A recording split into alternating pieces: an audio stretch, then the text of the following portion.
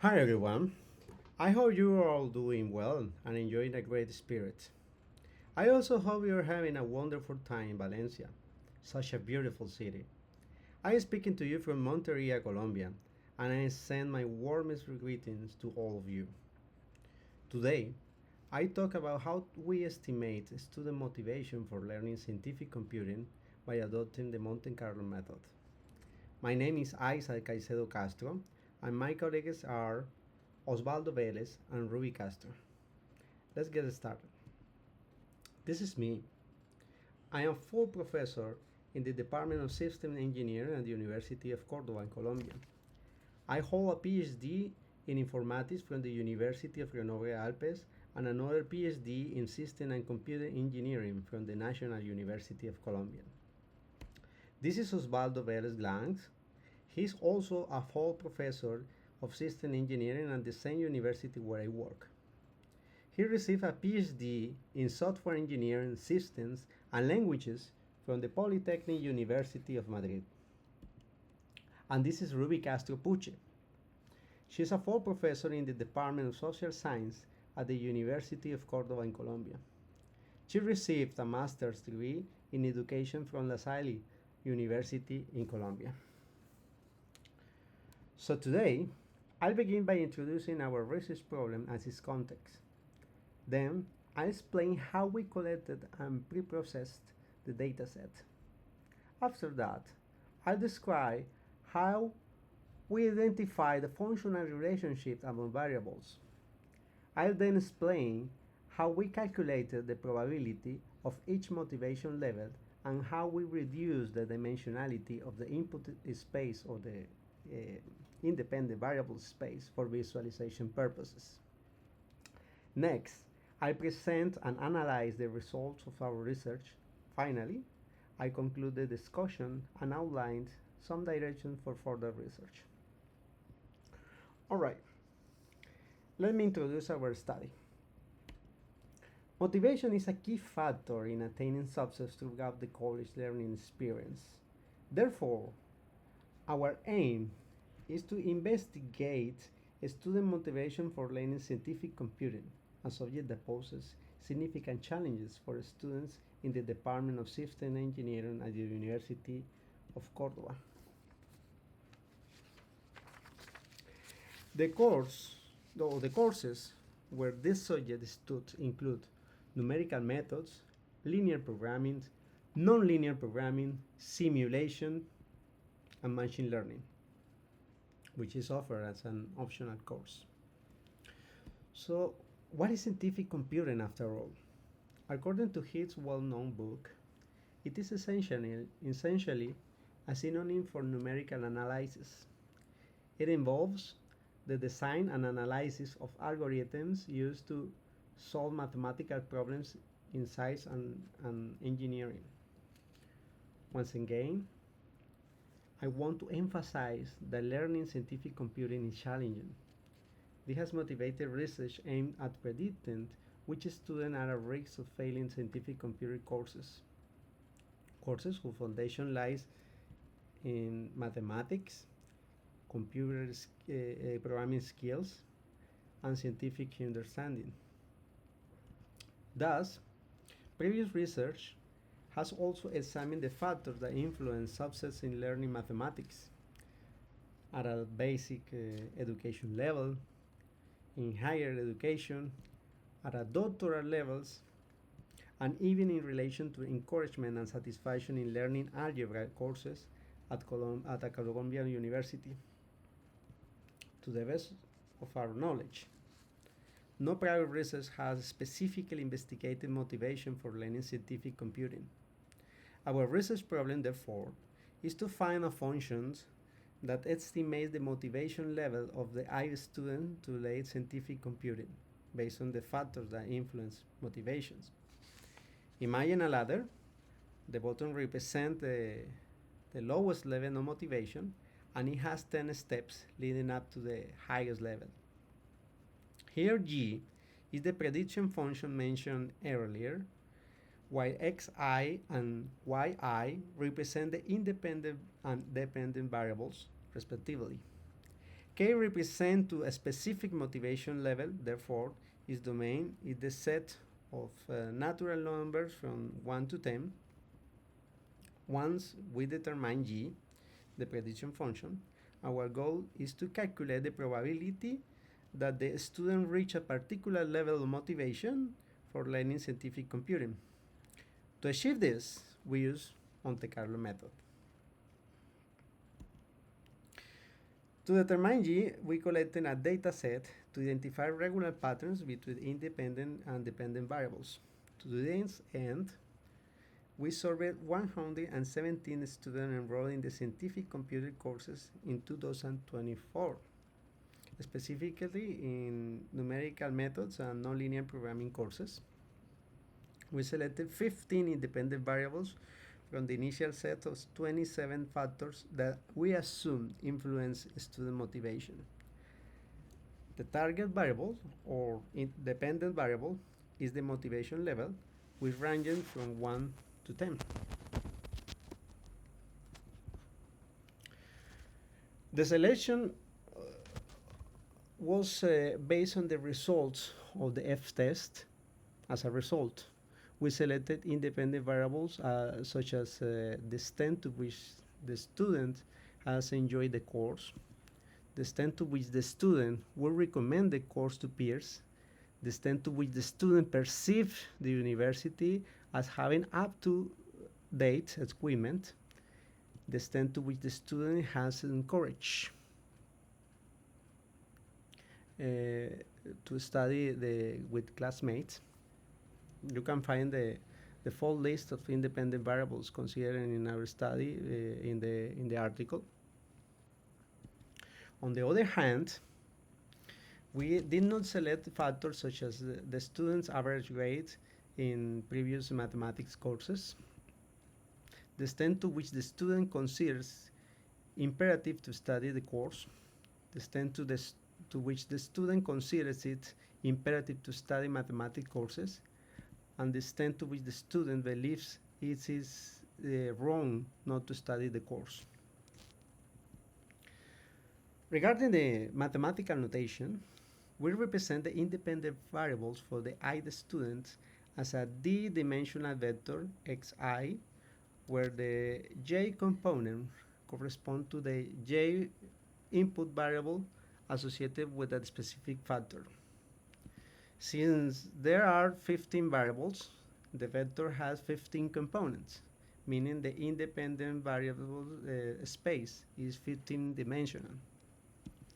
Yi represents the ith student motivation level for the course. Therefore, the data set consists of the tuples Si, Yi, as previously described, where n is the number of instances in the data set, in this case 117 tuples. The independent variable space is a real value Euclidean space formed by the Cartesian product of the domains of each independent variable. Each independent variable has a domain consisting of natural numbers ranging from 1 to 5, while the dependent variable has a domain of integer values ranging from 1 to 10. The histogram shows that the students who responded to the survey are generally highly motivated. Only a few reported a low level of motivation, and none appear to be completely motivated to learn scientific computing. Now, I'll explain how we identify the functional relationship among the variables in this data set. Thus, our goal is to find the function g that captures the regular patterns in the dataset D, so that it can approximate the actual value of the target variable yi given the values of the vector xi. The prediction function g is a linear combination of the component of xi and the weights in the vector w. The augmented vector xi circumflex includes an additional first component which is always equal to 1. This is done for mathematical convenience to allow the computation of the intercept weight W0. As a result, the weight vector W is a d plus 1 dimensional vector. We adopted risk regression, where the goal is to minimize the objective function shown in the slide. The regularization parameter lambda is used to prevent overfitting and to ensure that the function g makes accurate predictions when presented with new values on the independent variables. The matrix x, lowercase x, in the objective function contains in each rows the vectors corresponding to the independent variables. The first column of x consists entirely of ones, corresponding to the constant term added for computing the intercept. By setting the gradient of the objective function to 0 and solving the weights, we obtain the vector w. In the next slides, I explain how we computed the probabilities using the Monte Carlo method to explore a broader independent variable space beyond what was available in the dataset. This method actually was proposed by Stanislaw Ulam and John von Neumann, and further developed by Metropolis in 1949. The idea is to calculate the probability that the I student reaches the motivation level K. To do this, we use the function g. Specifically, we need to compute the integral over the entire independent variable space of the probability that g of xi equals to k, given xi, multiplied by the probability density function p of xi with respect to xi. In this context, p of xi represents the probability density function of the input variables or the independent variable. We assume that the components of xi are uniformly distributed between 1 and 5. Since it's clear that this problem can't be solved analytically, we use the Monte Carlo numerical method. In this approach, we generate random vectors with uniform distribution when n now refers to the number of generated vectors rather than the number of samples in the original data sets. The function 1 of u is equal to 1 as long as u is true. Otherwise, its value is 0. One more time, n is the size of the data set. Furthermore, the standard error is equal to the standard deviation over the root square of m. Next, I'll discuss the methods we use to reduce the dimensionality of the independent variable space for visualization purposes. As a matter of fact, we adopted PCA, which stands for Principal Component Analysis. CI represents the projection of the vector xi into a lower dimensional space. Its first component is the inner product between the basis vector u1 and xi. Here, u1 is a unit vector. The variance of the first principal component of C is given by the expression u1 times s times u1, where u1 is the basis vector and s is the covariance matrix. The covariance matrix S is a square matrix of dimensions d times d, calculated from the outer product of the centered vectors. The goal is to find the basis vector u1 that maximize the variance of the first principal component. To achieve this, we use the method of Lagrange multipliers. Here, lambda 1 is the Lagrange multiplier used to ensure that the objective function j is maximized subject to the constraint that u1 is a unit vector. By setting the gradient of j to 0 and performing some algebra, we find that the Lagrange multiplier lambda 1 is equal to the variance of the first principal component. All right, so far so good. To calculate the second principal component, we need a second basis function u2, which must also be a unit vector and orthogonal to the first basis vector u1.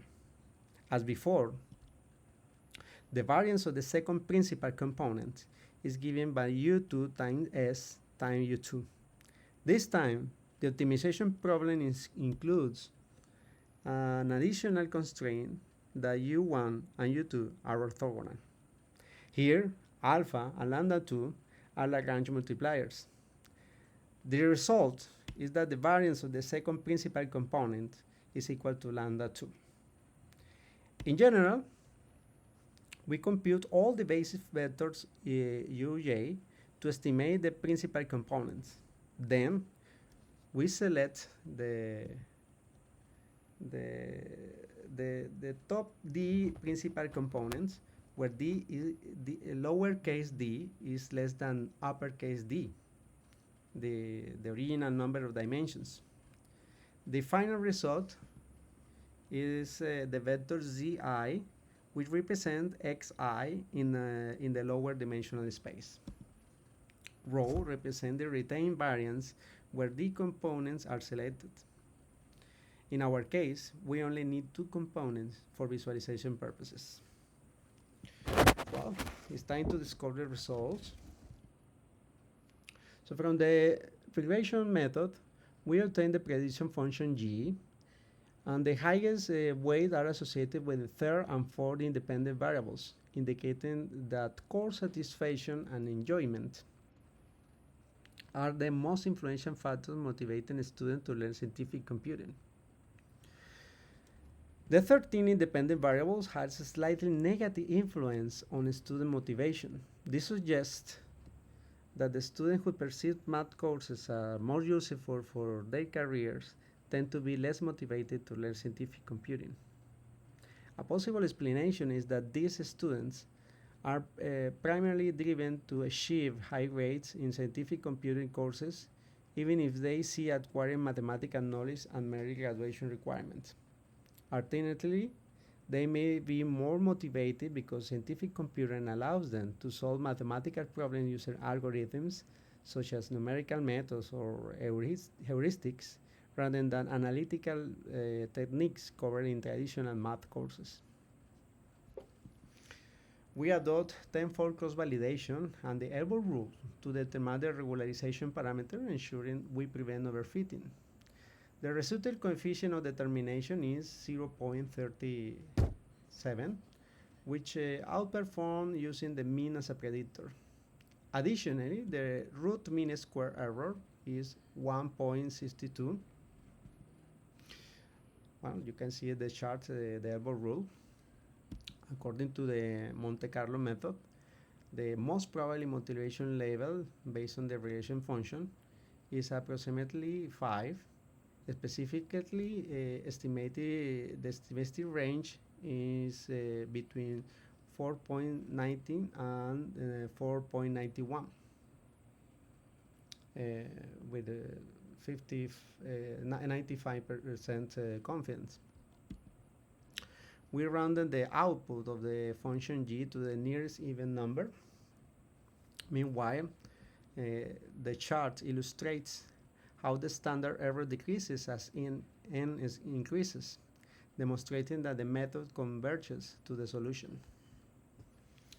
Here, we observe that the fifth element has the highest probability. At 45%, reaching the highest level is relatively unlikely, as illustrated in the histogram generated from the simulation. However, under an improvement setting, where factors such as updated equipment are guaranteed to be optimal, we observe an increase in the probability of reaching the 8th level, while the likelihood of the motivation decreases or becomes negligibly.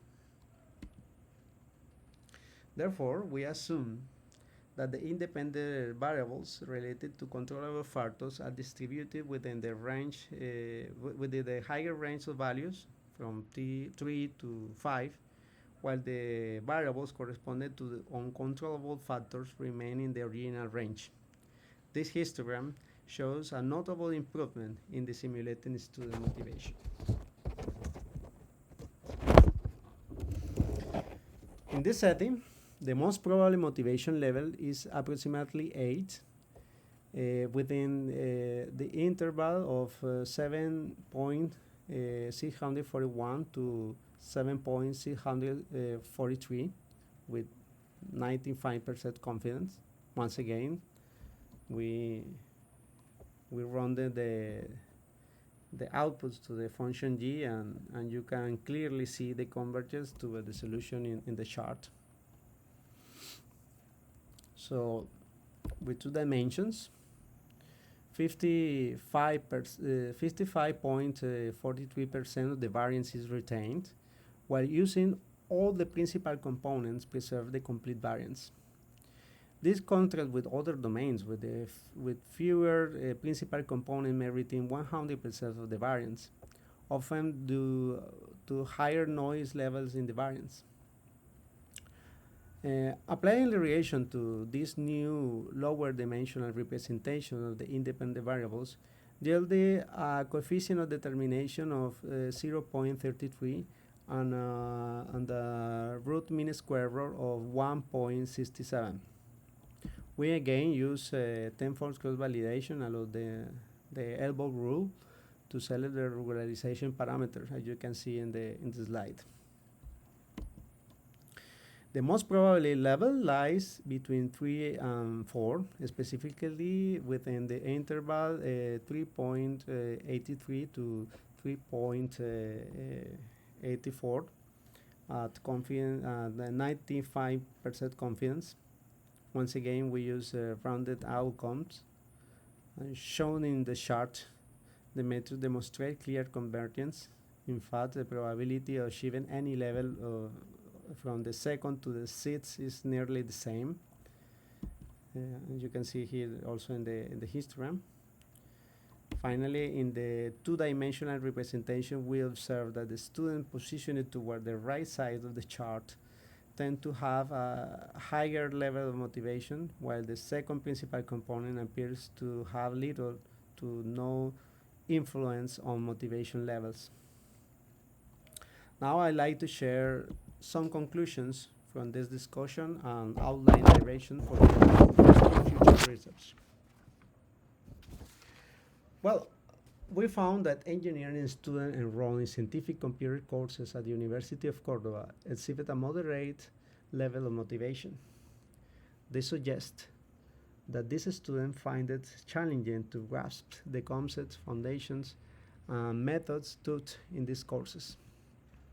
It is essential for lecturers to develop effective motivation strategies tailored to the unique challenge of scientific computer courses. Expanding the data set to include students from other universities or fields of study could improve a more comprehensive understanding of the factors influencing student motivation. We'll explore nonlinear regression models such as Gaussian processes, kernel ring regression, and random forest, which might uncover a more nuanced relationship between the variables. We also evaluate alternative models for dimensionality reduction. All right. If you have any question, please don't hesitate to let me know. You can email me. My email is in the paper. Thanks for your attention. That's all, folks.